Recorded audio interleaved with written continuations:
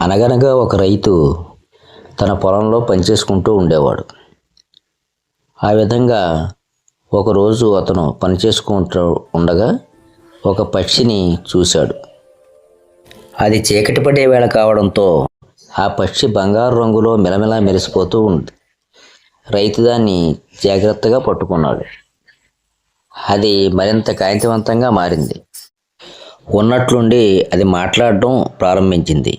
తనను వదిలివేయమని, రోజు నీకొక బంగారు గుడ్డును ఇస్తానని చెప్పింది. అదేవిధంగా రోజు అది ఒక బంగారు గుడ్డును ఇవ్వడం ప్రారంభించింది. అతని భార్యకు ఈ విషయం తెలిసింది. ఆమె అత్యంత దురాశాపరురాలు.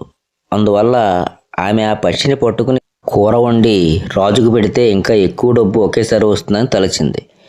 రైతును ఆ పక్షిని తేవాల్సిందిగా బలవంతం చేసింది. రైతు చేసేదేమీ లేక ఆ పక్షిని పట్టుకుని ఇంటికి వచ్చాడు. అత్యంత దురాశాపరులైన అతని భార్య ఆ పక్షిని ఏమైనా సరే చూడాలని ఒకసారిగా మూత తీసేసరికి ఆ పక్షి పైకి లేచి బయటికి ఎగిరిపోయింది. ఇంకెప్పుడూ రాలేదు. ఆమెకు తగిన శాస్తి జరిగింది.